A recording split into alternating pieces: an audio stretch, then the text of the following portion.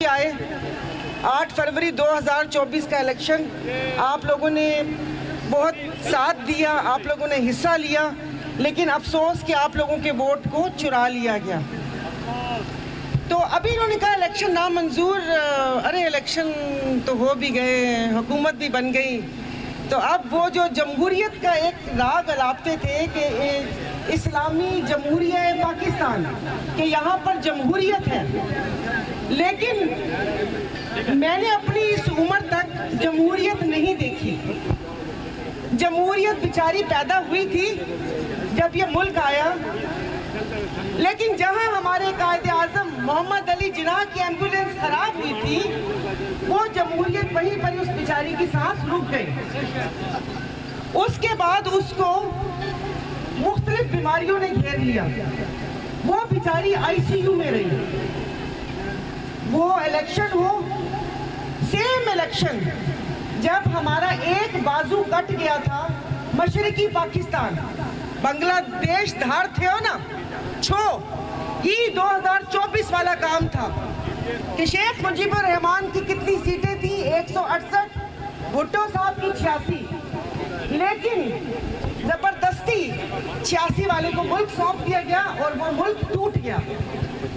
अब मसला ये है कि हम कह रहे हैं कि इलेक्शन चोरी हुआ है। शुक्रिया अदा। आप सोचो कि इलेक्शन चोरी करवाया किसने है? नहीं, सहूलतकारी की गई है। कोई एक चोर मेरे घर में आके चोरी करता है और उस चोर को कोई बडेरा या भोतार पनाह देता है, तो कसूरवार कौन है? बडेरा। वो बडेरा कसूरवार होगा कि उसने उस चोर को पनाह क्यों दी, उसकी पथारेदारी क्यों की। तो यहाँ पर अगर आप इस गवर्नमेंट को चोर कह रहे हैं, तो आपको उसके पथारेदार का भी पता होना चाहिए, जो सलमानी टोपी पहन के 77 साल से इस मुल्क के हर इलेक्शन को उन्होंने मुतनाज़ा बनाया है। वरना आप मुझे बताएं, भुट्टो साहब थे, कभी सिंध क्लीन स्वीप नहीं किया। बेनज़ीर साहिबा थी, पूरा सिंध नहीं मिला। फिर उसके बाद बेनज़ीर की शहादत के बाद भी सिंध नहीं मिला। अभी इन्होंने कौन सी दूध और शहद की नहरें बहा दी हैं कि पूरा सिंध इनको प्लेट में रख के दे दिया।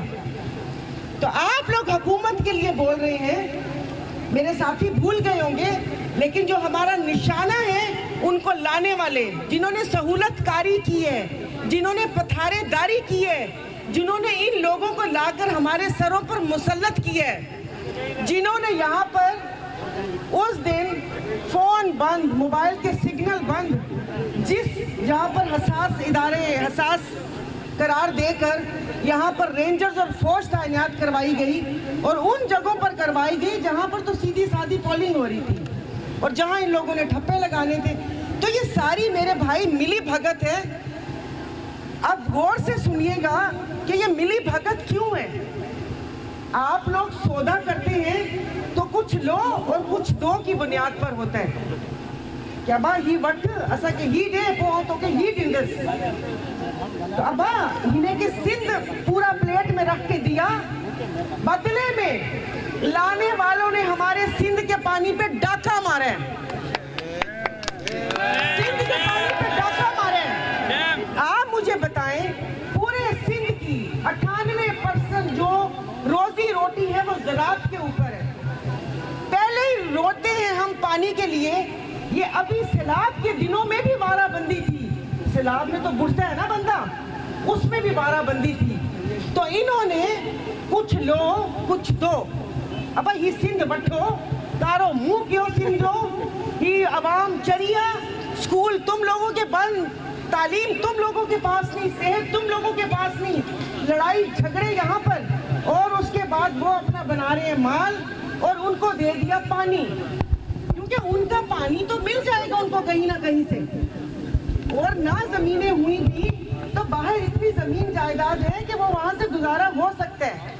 गुजारा मुश्किल होगा आपका, मेरा, इनका, जिनका रोजगार ही जिम्मेदारी है। जब पानी नहीं होगा, आपने पिछले साल देखा गंदुम के जो रेट्स थे, इस दफा आपने गंदुम नहीं उगाई, 7-8 एकड़ उगाइए अपने लिए और हारियों के लिए, कि वो उसका कोई फायदा नहीं है।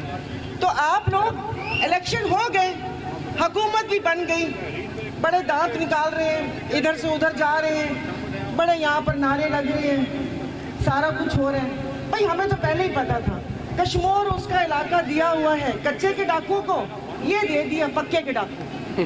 तो कच्चे के डाकू पक्के के डाकू मिलकर आप और हम पर हुकूमत कर रहे हैं। तो जो असल मसला है, जो असल जो कहते हैं ना कि कहानी है, वो कहानी हमारी पानी की चोरी की है। पर जब पानी नहीं होगा तो आप क्या करेंगे? जब पीने का पानी भी नहीं होगा तो क्या करेंगे? अभी भी पीने का पानी नहीं है। मैं समझती थी कि यहाँ पर पानी है, ये तो फिर पिछले साल जो इलेक्शन कैंपेन में पता चला कि यहाँ पर तो शहरों में भी वही हाल है जो गांव गोठों में, कि उनके शहर भी वैसे ही हैं। तो अपना जो फोकस है वो रखें। इलेक्शन हो गए, सांप गुजर गया, हाणे उन्हें जी लकीर ते डंडे हणे छा कंदो। तो अब जो असल मसला है अपने पानी का, उस पानी की बका के लिए अपने सिंधु दरिया पे, जो इन्होंने इस दरिया को अपने बाप का माल समझा हुआ है, ये कहीं होता है कि हमारी आबाद जमीनें उनको बंजर कर रहे हैं, और चोलिस्तान का जो सहरा है, जो बंजर जमीनें हैं, उसको आबाद कर रहे हैं। और मजे की बात यह है कि उसमें कोई गंदम या आप लोगों के लिए खाने के लिए फल फ्रूट नहीं उगेंगे, उसके लिए दूसरे मुल्कों के लिए घास उगेगी। जो दूसरा मुल्क है, चाइना हो गया, सऊदी अरब हो गया, यूएई हो गया, वो हमें बताएंगे कि नौकरों ये उगा कर दो, क्योंकि उधर उनको पानी की अहमियत का पता है कि ज़मीन के अंदर जो पानी है वो उनके लिए कितना कीमती है। तो वो इसलिए हम जैसे जो हमारा मुल्क, ये जो हारियों का मुल्क है, उनको ये काम के लिए रखा हुआ है, इनको ये इस चीज़ के लिए रखा हुआ है। दूसरा, जो फिर इन चीज़ों के लिए जो इनको लाने का मकसद था, अब आधों को शायद सबको समझ आए, जो 26वीं तरमीम हुई है। जैसे होता है ना, किसी से लड़ाई होती है, उसने पेंजी मस्जिद ठाई छड़ी, उन्हें पेंजी मस्जिद ठाई छड़ी, एक मोहल्ले में 2-2 3-3 मस्जिद होती हैं। तो इन सब चोरों लुटेरों ने मिलकर एक अपनी अदालत बना ली है, एक आईनी अदालत, एक गैर आईनी अदालत। जो इस मुल्क का मैं समझती हूँ कि जो बेड़ा गर्क किया है, और जो किसी ने हज़रत उमर फारूक रज़ी अल्लाह अन्हु से पूछा कि किसी भी रियासत को चलाने के लिए क्या चीज़ ज़रूरी होती है, तो उन्होंने कहा इंसाफ। अगर इंसाफ होता तो आप और हम यहाँ पर ना खड़े होते। इंसाफ होता तो हम अदालतों में जाते कि ये सांगड़ से गैस और तेल निकल रहा है, या उसकी रॉयल्टी उन्हें जब पैसा काथे है, जो यहाँ के लोगों को कैंसर, हेपेटाइटिस,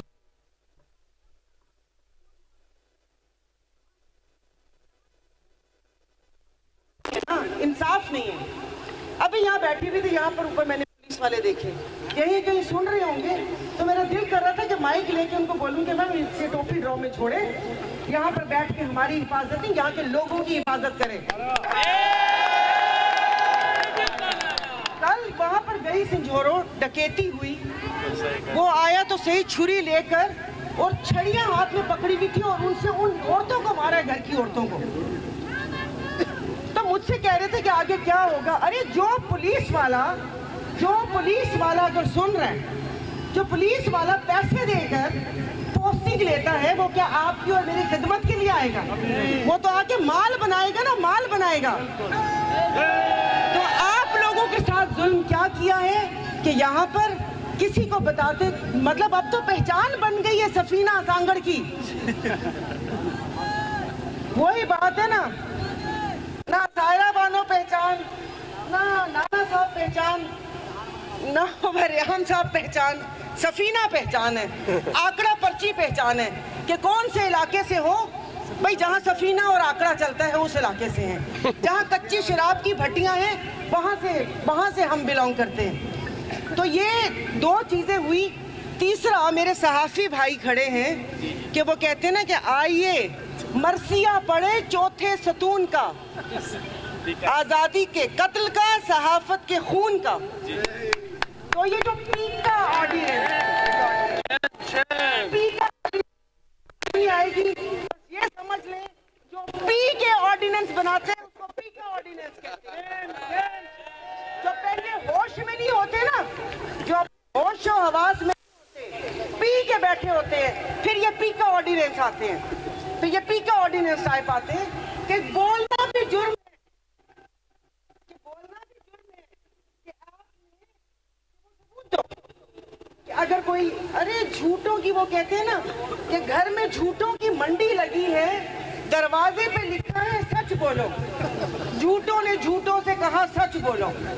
अब तुम लोग ये कानून लेकर आ रहे हो कि सच बोलो, जो तुम लोगों की, वो जो कहते हैं कि जो निकले जमीन से, तो वो ही एक झूठ था दुनिया का सबसे बड़ा।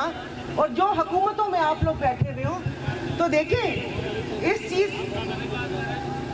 ये जो मैं बार बार अब कह रही हूँ कि जो इलेक्शन चोरी किया, ये हुकूमत बनी, आपको सब पता है। मैं नाम लूंगी आपको उसके पीछे।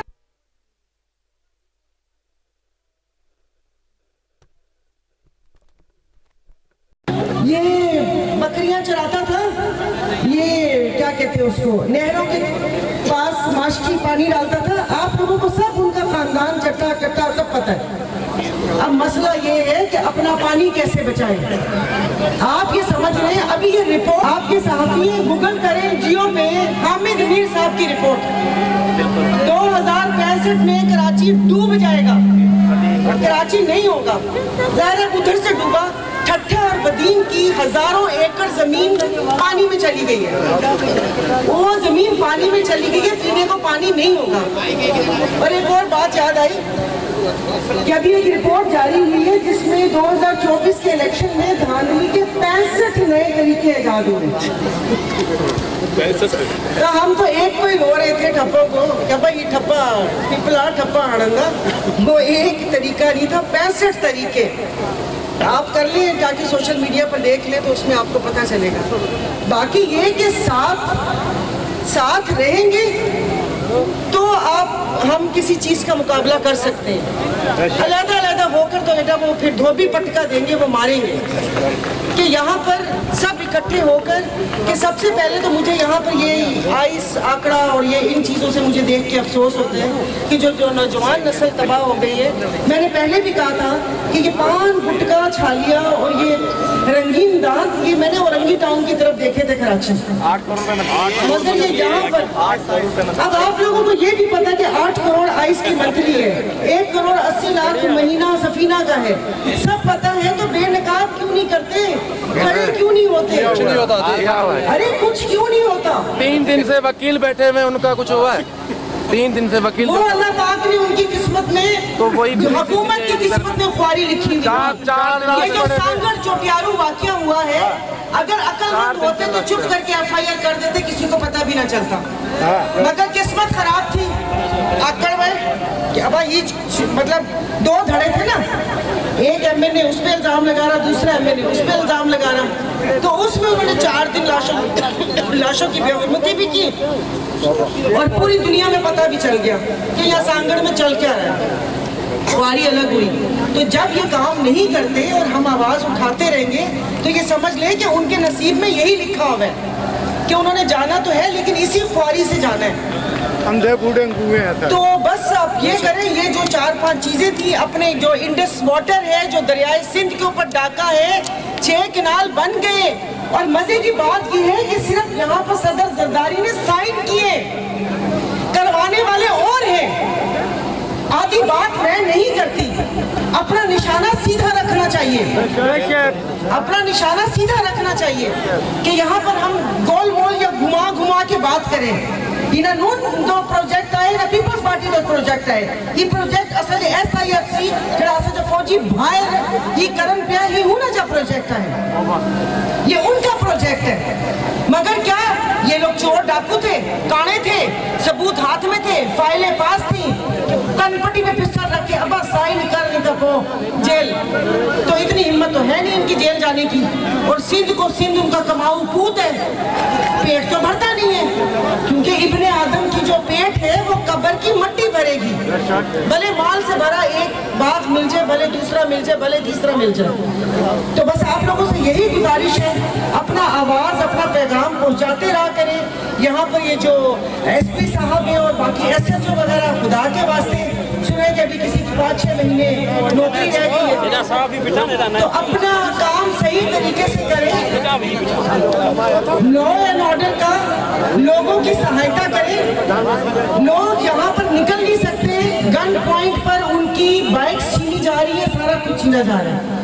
बाकी अगर फिर मैं थोड़ा इधर से उधर हो जाती हूँ, अभी जो हमारा इकट्ठा होने का जो एजेंडा या मकसद था वो 4 चीजें थी। पहला, दुनिया को बताना कि हमारे साथ ज्यादती और किस तरीके से सिंध को प्लेट पे रख के बाप का माल समझ के जहेज में दे दिया। दूसरा, 26वीं तरमीम के जिसमें इन्होंने रख दो, ये सूबेदार असा जो रख दो, इसी तरह इन्होंने जज उठा के रख दिए, अपने अपने वकील इन्होंने उठाकर जज बना दिए। तो मुल्क का जो आइन है उस पर भी वो कहते हैं ना, आइन और कानून इन्ना लिल्लाहि व इन्ना इलैहि राजिऊन, आइन और कानून इन्ना इलैहि राजिऊन। तो ये उन्होंने तीसरा, इन्होंने हमारा पानी चोरी करने का जो मंसूबा बनाया है, अभी भी हमने आंखें ना खोली और वो कैनाल बना लेंगे। जितना कोई काम हुआ सब वो करे। हमारी जो कौम पर जमातें वगैरह वो इंतजाज वो करती है, लेकिन मैं ये समझती हूँ कि एक फोरम पे इकट्ठे होके पीर साहब की क़यादत में, साईं सदरुद्दीन शाह की क़यादत में हमें दिखाना होगा। वो कहते हैं ना कि मैं तो बताना चाहती हूँ कि भाई किसी की शराफत को कमजोरी ना समझा जाए, किसी की शराफत को कमजोरी ना समझा जाए। मैं अपने वो जो करता धरता इस मुल्क के हैं उनको बयान दे रही हूँ कि मैं तो भी हंसती हूँ, किसी को मैं बोलती हूँ, किसी ने मुझे बोला, मतलब ऐसे भोग कर रहा था। अरे मैंने कहा भाई बड़े वजीफा, जिस दिन पूरी तरह होड़ चाक के अगर मैंने कहा तुम लोग दिखोगे भी तो डरे नहीं, वो तो फिरंगी जिनके कहते हैं कि वो आला दिमाग और ये और वो, उनको मैंने कहा मार बुलाया, तुम लोग तो फिर भी डरपोक हो, किसी के कंधों पे सवार होकर आए हो। तो ये सारी चीजें हैं। तीसरा चौथा बस बाकी यही है, जो बोलने पे पाबंदी लगी है। वो कहते हैं ना कि उठ छा हुसैना वेख ले, असी बदली वैसे असी बदली बेटे फेस, तो वो असी शौक गमां विच डुबदे, साडी रुड़ गई नाव पतवार, साडे बोलण ते पाबंदियां, साडे सिर लटके तलवार। तो अब तो ये आलम हो गया कि आपने बात की, उधर से फोन आया या आपको ये इधर उठाने का। लेकिन खैर ऐसी बातों से डरते डरते हम नहीं हैं। अल्लाह पाक ने पैदा ही ऐसा नहीं किया कि किसी से खौफ या डर हो, और ये तो दलेरी थी। फिर ऊपर से जो ताल्लुक जुड़ा,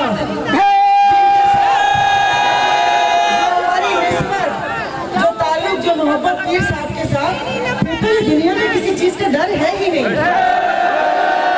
कहते हैं कि ताल्लुक उनसे जाके मिलता है जिनके कदमों में कई ताज पड़े रहते हैं, तो हमें तो जरूरत ही नहीं है। तो अब बात यह है कि हम यहाँ पर इकट्ठे हुए हैं ना इक़्तिदार के लिए ना सीट के लिए, कि सीट तो आनी जानी चीज होती है। और हमारी ऐसे मैं अपनी सीट का बोलती हूँ, हमारी सीट तो हर वक्त पीर साहब पे कुर्बान होने के लिए होती है कि मुर्शिद का हुक्म हो और ये सीट ऐसे लात मार के साइड पे कर दे। तो अपने बस इन चीजों के लिए हो, मुल्क में आइन कानून नहीं है। इन्होंने जितना दबाना था, अब मेरे ख्याल में मुनज़्ज़म होके उठने का वक्त आ गया है। और ये हमारे साथी खड़े हैं, जो तकलीफें इन्होंने भी झेली हैं। पीटीआई की बात कर रही हूँ कि जिस तरीके के साथ इनके साथ भी जुल्म हुआ, तो इन लोगों ने भी बहादुरी की वो कहते हैं दास्तान रकम कर ली है। वरना तो इनको मम्मी डैडी और बर्गर ही कहते थे, लेकिन इन लोगों ने बहुत सख्तियां सही है कि सलाम है इनको। कौन बचाएगा पाकिस्तान? कौन बचाएगा पाकिस्तान?